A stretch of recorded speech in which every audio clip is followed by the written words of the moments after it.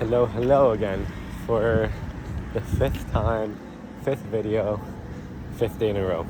Love to see it and love to be here. So let's get straight into it. I feel like the past couple days of videoing have just been me getting into the groove, into the rhythm of it all. And that's just gonna be how it is for a while. And I'll have to understand what I want to talk about and everything every day. It should be different, or maybe not should, but realistically should be different. And I can talk about various topics. So today I'm going to talk about my experience with, coincidences. Look at this pink BM right now. Anyways, coincidence. I have a story that I always come back to that happened to me recently that really allowed me to have this opportunity that I have now with the startup ecosystem, Canada Group, and really just trying and putting my foot to the pedal is what got me this place, which got me this opportunity. And I want to illuminate and talk about the story and the importance of it all, because it really was and is one of, if not the best things to have happened to me in a long time, for sure. And it was just because I persevered and I pushed despite knowing that, maybe there was nothing out of it. So anyways, let me tell you a story. So about a couple months ago, 2 months ago, I went to Hack Canada, and I just went with the intention of exposure therapy, right? Just getting out, getting up and doing something out of the ordinary that just isn't natural to me. I've never been to a hackathon before. I know all about it, but the whole idea of it, but I never really gave it an opportunity and a chance. And I knew that one weekend I had a little bit of free time, and I just said to myself, fuck it. Let's go for it, let's do it. If I don't do anything good, so be it. That's how it's going to be, whatever. I just have to get up, get out and do it. And that's exactly what I did.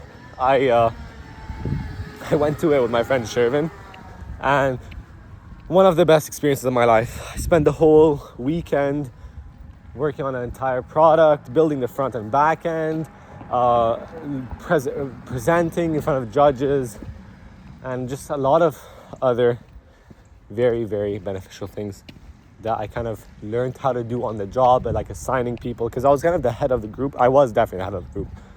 And so I was tasked with assigning people the work and what they're supposed to do and how it's supposed to be done and everything. And I never really got the opportunity before to be the boss of a group, I've never really dictated and determined what someone should or shouldn't do and how they do it. But that weekend really showed me a lot about also not really underrating people, but kind of understanding that some people just aren't capable of what you think they are. And rather than give them these crazy tasks and then assume that they can get it done and then me not be happy, I guess, or satisfied with the results, that was completely on my fault. That was on me. You have to judge and assess what some people are doing and how they're doing it, and really understand that just assigning a task to someone randomly isn't the way to do it. If you want to be a real leader, you have to see their strengths and their weaknesses, and then you can start assigning them specific things to their specific knowledge, and which will really enable them, because it's not like everyone's useless, but sometimes in a group project you feel like they are. You feel like they're just not able to do everything that you should be doing, but you just haven't found their strength yet. And that's just on a leadership perspective. You have to take that to the chest, to the heart, and understand that they're trying as much as you are. Maybe you're trying a little bit more because you're the leader, but they still want to do work. They still want to do something beneficial. And you just have to understand why they're doing what they're doing. What they're doing and how they're doing it is extremely important as well. But understanding what they're passionate about and what they're really best at, really opens up the whole system for it. Because Shervin, one of my friends, he wasn't that capable with front or back end realistically, but he's a data science major and he specializes in everything data. So I gave him the task to do that, and it turned out not the best, but something that he was found to be interested, and he actually took the time to learn and know how to do it. Sadly, it didn't end up as good as he hoped, but he tried, and he stayed up so long with me to try it, just because he was interested, not because he was good, not because he was persevering, like this overcoming task, but just because he found it interesting. He found it something that he could do and something he could learn. And then that was just a piece of the puzzle that we had to solve as a group. So as a leader, it really came to me. Where am I? Longmorn Bank. Okay. One more street. That understanding people is more of a job than you think when it comes to being a leader. Who you're working with and everything is very important. So anyways, this event goes by, everything goes great. There's a presentation. I'm being the main presenter. I'm talking to the judges. I'm presenting our product. Everything's going great. And then thankfully after a while, after some presentations with judges, we placed top 8.